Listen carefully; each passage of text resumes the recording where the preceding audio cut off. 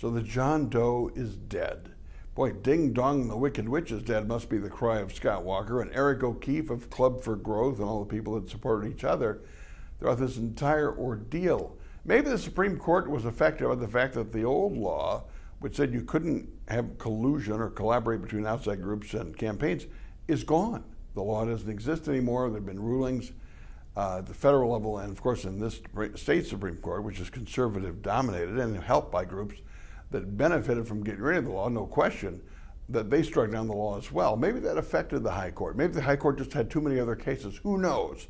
The point is, it makes us step back and take a look at the whole equation of collusion, collaboration. We have that every day. We might as well embrace the concept of transparency. I mean, George Bush Sr., the day before the election against Bill Clinton in '92, went on the Rush Limbaugh show. Rush Limbaugh didn't have Bill Clinton on for equal time. That's a form of collusion, too. Conservative shows have conservatives on and say conservative things. That's biased. You have progressives who go on progressive shows, and progressive hosts say progressive things. My mother used to watch MSNBC all day. She never watched Fox in her life. There are people who are conservative who watch Fox every day. So there's collusion in our lives. People are biased. We read conservative newspapers or we read liberal newspapers because we are biased. I've worked for politicians who colluded every day with supporters. You know that unions collude with Democrats and teachers groups collude with Democrats and insurance companies and big financial donors collude with Republicans, and some do with Democrats as well. That's what they do. And the fact that we're just taking the scab off, we're taking the mask off going forward, maybe that's just more honest. Who are the Club for Growth people and Eric O'Keefe going to support? Madison liberals in the Isthmus? No, it's not going to happen.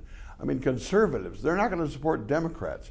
That's what we have in this country. So maybe at this point we just take off any pretense of separation, any pretense of protocol in that regard, and just admit that we have partisan teams against other partisan teams. It's always been that way, and it will always be that way.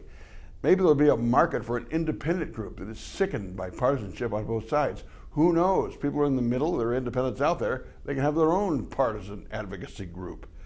But it's probably time we just admitted that this separation that we thought existed in the old law really never truly existed. And those are my 2 cents. My 2 minutes are brought to you by Capital Consultants and Edge Construction. Mike Tuig and his staff can read your kitchen, your bathroom, your basement, your staircase, and make your home feel just like home. We can talk about this and more on the radio tomorrow at 8 on 92.1 FM The Mike, The Mitch Henck Show. Talk to you then.